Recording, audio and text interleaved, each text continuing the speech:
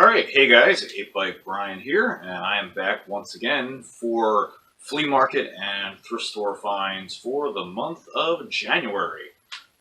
So, got a lot of interesting stuff over this past month, and even one or two things I forgot to add in from my December finds.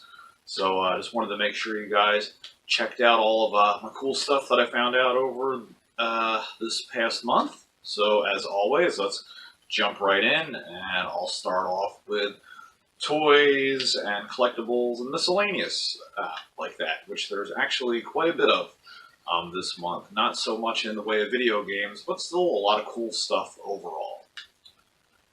So first off, one of the more interesting things that I found, I got these at a local bookstore, collectible store around me, and I found a bunch of really neat old Star Wars paperback books. These two here were made by Marvel. This is Return of the Jedi and Star Wars, and they're the comics series, and they're actually in full book form, so you can read through the original comics of A New Hope and things like that, and the different adventures that Han and Luke and everybody went on. And it's just really cool that it's the full color illustrations here, and they just look really great, so I'm glad to add those to my collection.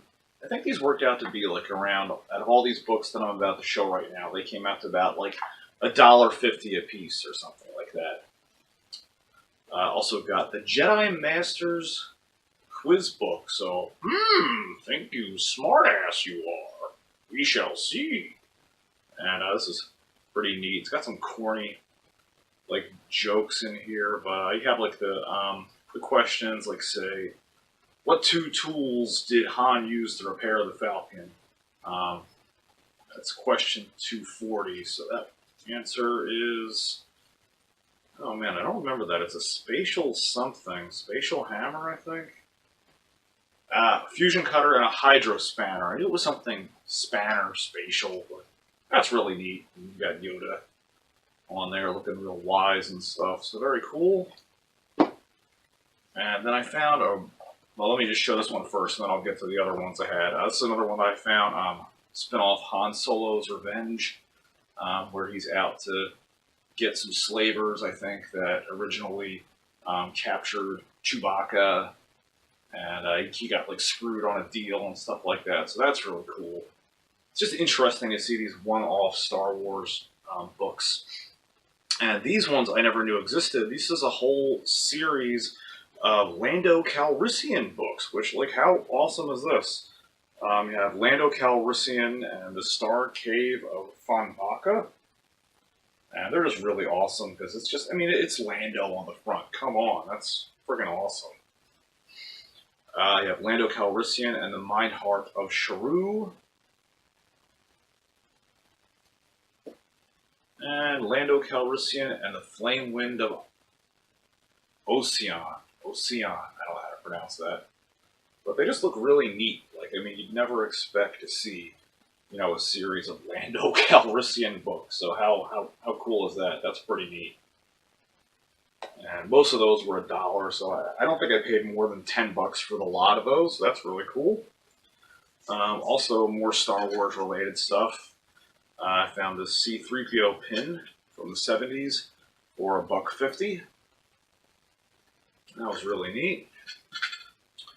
Then moving along, I found, for $1, I found this old Radio Shack calculator from the 70s, which powers up, and I just think it looks really neat, works great.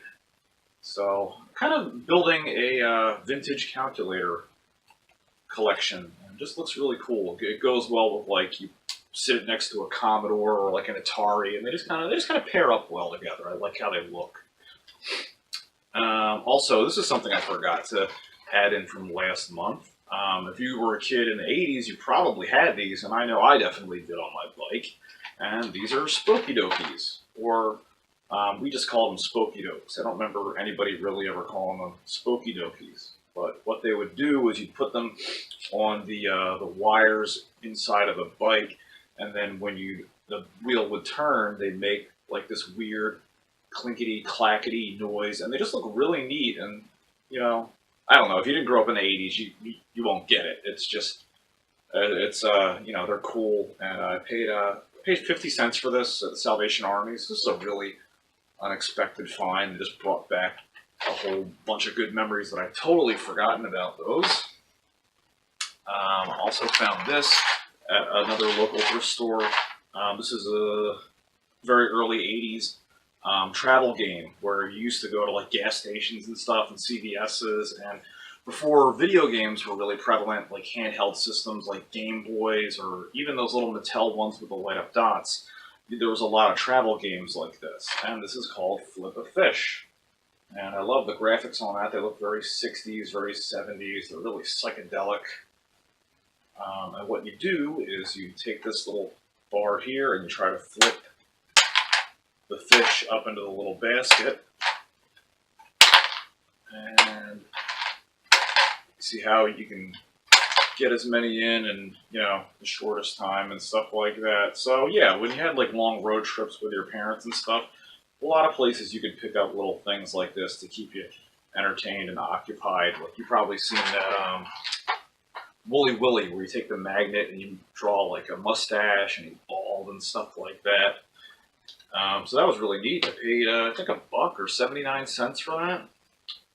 Also with Toys and Miscellaneous, I picked up off of my good friend Dan.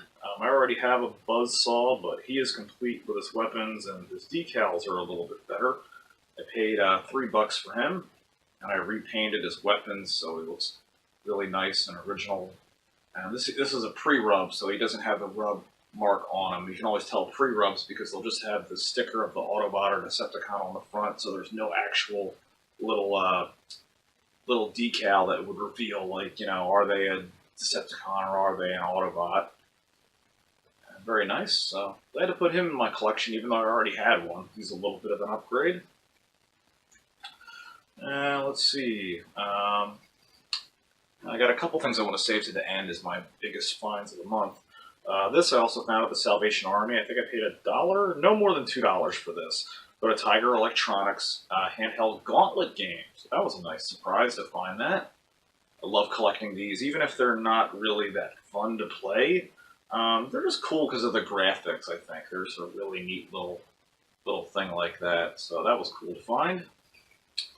I guess now we'll move into video games. I don't really have a lot to show with that. But this I found, I think I paid $2.50 for this, or $2. This is a very early issue of Game Informer.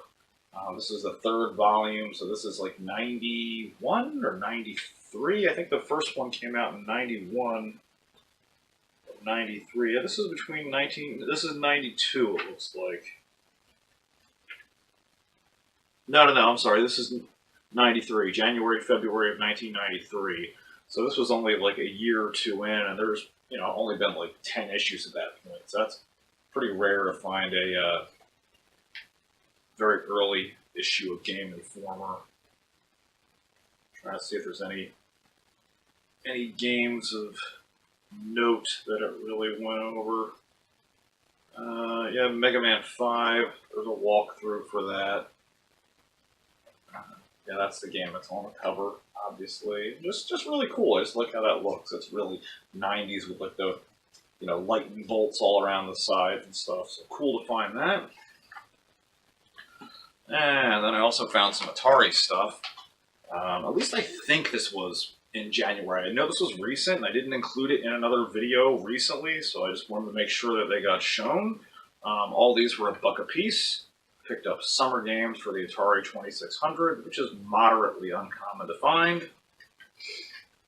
Decathlon, which is common as dirt. That's very, very easy to find for $1. And actually, I'm sorry, this one wasn't $1. This was Firefly. I think this worked out to be like $4 or something, so I had some trades, and I wanted to get that to add that to my collection. That's a little uncommon. title, kind of uncommon of a title, so glad to pick that up. Also, I guess this is kind of video games, but not really. I picked up a box of Nashua, I think I'm pronouncing that, 5 1/4 floppy disks. And I think I paid no more than like $1.50 for this or so. So that's really neat. I mean, you don't really find floppy disks, and me having old computers, it's always great to have ones that hopefully will work. So,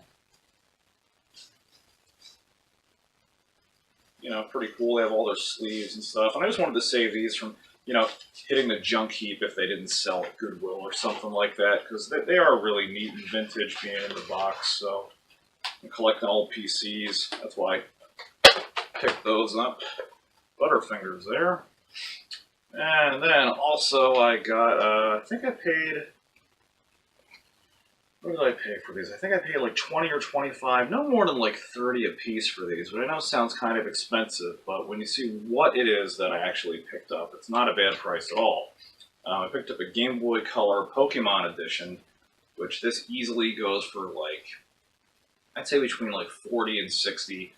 Be a little higher if it was in a little bit better condition with the nicks, but that's still very sought after Game Boy Color. I love, Jigglypuff, Pikachu, and Meowth on the front there. I almost thought it was Togepi for a second, and the Pokeball for the power button. So very awesome to add that to my collection. And possibly even more awesome than that, this is one of the Play It Loud series of Game Boys, the see-through original Game Boy. And that just looks so cool and works great. And that's very collectible and hard to find, so glad to add that to my collection. And now, I got quite a few things, I guess, that I'll consider my top finds, and I have my one really, really big find of the month. One of my top finds was I finally completed my collection of my Corgi Jr.'s Superheroes line, and this is the Wonder Woman car that's very difficult to find. It's one of the harder pieces to find, aside from the Bat Boat, and I only paid $2 for this, and this is a $25 to $30 car, so very hard to get a hold of, and I've been searching for that forever, so just ecstatic to finally add that to my collection. And then I also found this really super cool vintage Yoda mask, and this is from, I believe, 81 or 83, and this is vintage from right around the time of The Empire Strikes Back, and really cool. I paid, I believe, $20 for that, but I think that's a really good deal, actually, when you consider it's a vintage, vintage Yoda mask. I mean, to me, that seems like a fair price. I don't really know what they go for, but, the fact that it's original and collectible, and me being a Star Wars nut, I thought that was really cool. And then my two finds of the month were things I also... Well, one thing I found at the Salvation Army, and another thing I found at a flea market. I found, this is kind of weird, but I found my old bowling wrist guard, which this is the same one that I had, the same colors and everything. I'm pretty sure this is the same one I had as a kid, so that was really weird to find. And really neat, very, very, very surreal. But I remember using this when I was bowling as a kid, and paid like $1 for that. So always cool when I find weird stuff like that. But my biggest find of the month would have to be, I found at a flea market. And this is from my old house. This is my grandmother's croquet set. And yeah, I'm not kidding about that. This was, like I said, my grandmother's croquet set, and I got this for, I think, $10.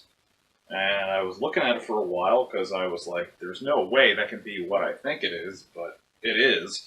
And the reason I know that this is because this is missing the feet off of the bottom. And at my house in the back porch, this would always fall over, so it was missing the feet.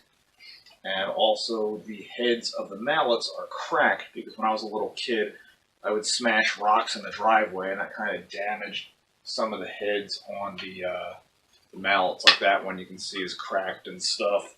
And, I posted this on my Facebook, and, some people, some of my friends that I grew up with, recognize this, and, it's really insane that I ran into that. And, I know it always seems unbelievable that I find my things, like, out and about. It's like, come on, it's like, this guy's crazy. There's no way you're going out and finding your old stuff. But, I do, because I go to a lot of the same flea markets in the Philadelphia area and in South Jersey, and it's what happens. Like, I guess you don't understand it if you don't go through it, but, when your house gets sold and a lot of stuff is left behind, this is what happens to the stuff. And I'm just lucky enough, to where I can find things that when the got junk people cleaned out my house and as it's been cycled through Goodwills and flea markets, because where do you think stuff at flea markets come from? It doesn't just come from Walmart. It comes from Salvation Armies and people doing cleanouts, one vendor might buy it from another vendor and say, hey, what's that? Okay, now I'll sell it. And that's how it just randomly happens that I bump into this stuff. And since I go out a lot, and constantly go to flea markets, I have a higher probability than most people of, running into their stuff. It's a weekly thing for me. So, I know a lot of people question, like, there's no way. But it's like, okay, number one, I'm not an idiot. I mean, I grew up with this stuff and playing with this stuff. Like, your things. It's like, there's stuff that's similar to stuff that you had. Like, okay, oh, hey, yeah, I had a Game Boy just like that. I didn't, but I mean someone saying that, and yeah, that's something that looks like yours, but, I think most people know, there's always an identifying characteristic on things that you can tell whether something's yours or not. And believe me, that little croquet set, again, it's nothing important. It's just some random thing, from my childhood, but it's cool to have found that. So to me, that's really important, and that definitely makes it my find of the month this month, because it was very, very surreal to see that out and about. And so that's going to do it this month for my flea market finds for January. And got a February video coming up right around the corner. Got some cool finds for that video coming up as well. So hope you guys enjoyed it. Keep hitting those flea markets and thrift stores, and, post on my Twitter and Facebook, and in the comments, let me know what you guys find out there. Have you guys ever come across any of your old stuff, at flea markets or thrift stores like that? So I definitely want to hear about all of your crazy adventures out there, and, keep searching. Until next time, guys. Hey guys, if you liked the video that you just watched, go ahead and hit that subscribe button down below. And if you do the Facebook or Twitter thing, follow me at #KingOfRetro. See you next time.